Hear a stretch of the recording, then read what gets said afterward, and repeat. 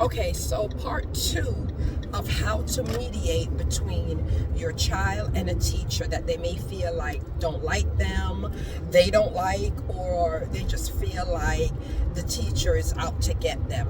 So after you've spoken to your child, and remember, when we speak to our children, especially on matters where they are expressing their frustration or they're expressing a concern, we don't want to shut them down. We want to listen intensively, ask the right question, trust what they're saying, but verify it. Don't take it as gospel.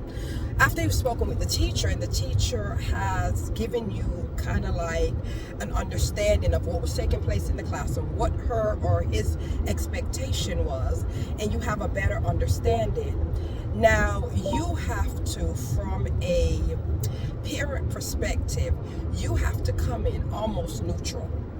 Right? You may have your concerns about how the teacher, or your mindset about how the teacher handled the specific situation, but bear in mind, you are not in the classroom.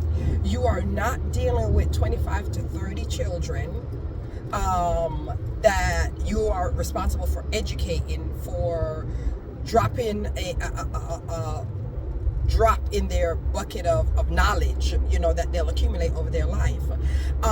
And bearing in mind that these kids come from all walks of life, all upbringing, all backgrounds. So when you're quick to say things like, well, you shouldn't have addressed him like that, or you should have pulled him one-on-one. Sometimes it's not feasible to do that, because while I'm pulling your child, or while the teacher is pulling your child one-on-one, there's another 24 to 29 kids in the classroom, and if it's repeated behavior, every time the teacher has to stop to address your son or daughter, it's taken away from the other kids that are doing what they're supposed to do. Right? So leave that on the back burner. The same thing with the teacher. You're going to listen to understand. You're going to ask the relevant questions. Was this communicated to my child before? Is this repeated behavior? Here's another point to make. Just because the teacher did not make you aware of one or two other situations, and has brought this situation to your attention, does not mean that the teacher isn't communicating with you, or the teacher is making a big deal out of this issue when she's allowed issues in the past. That's necessarily not the case, because a lot of the time the teacher wants to have control of their classroom.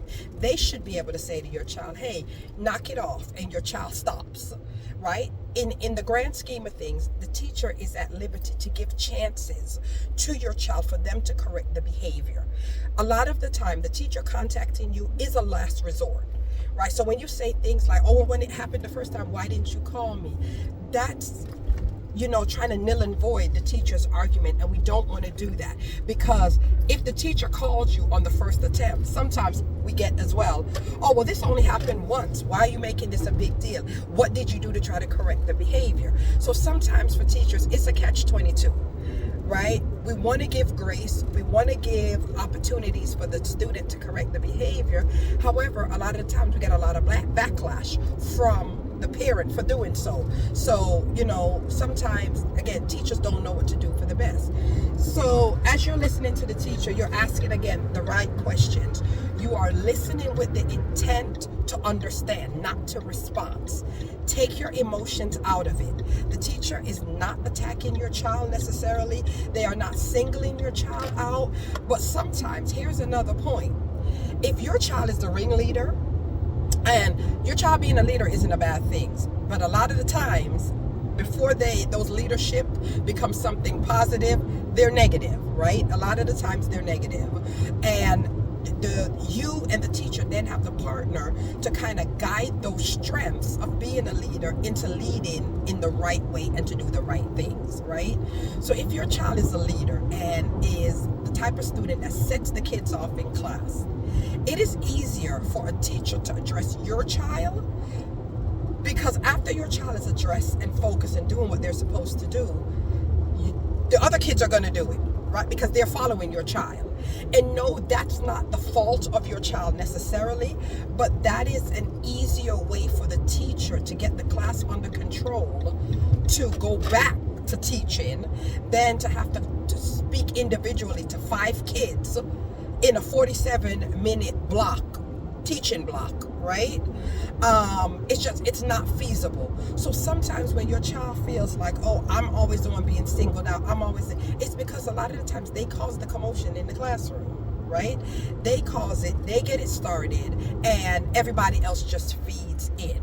So once you have all of that clear, you go back to your child and you have a conversation. Once again, you're reiterating your expectations, right? If they're telling you about other kids in the class, that's a no-no. And that should always be a no-no, right? Because your expectation should trump whatever anybody else is doing. Give your child opportunities for change. If you need to attach consequences, do so reasonably. I have parents that strip their child's room of everything on the first offense. The problem with that is once your child gets used to not having the TV, the game, the phone, all of the things at once, you have no leverage at that point, right? You have nothing to go on. So as we are offering consequences, remember to do so in a way where you still have some leverage should it take a while for your child to get it, right? And for the behaviors to change.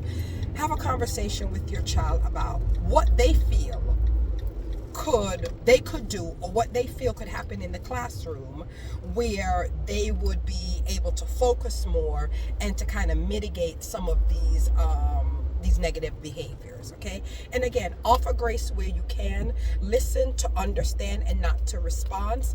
And remember, we were all children once. It's just now we don't have like social media to capture a lot of the things that we did, but we were all children, right? And a lot of the times the behaviors that our kids are displaying, we did the similar things when we were young. So again, offer grace where you can, but definitely address the issue head on. All right? Bye, y'all. I hope this helps. Bye.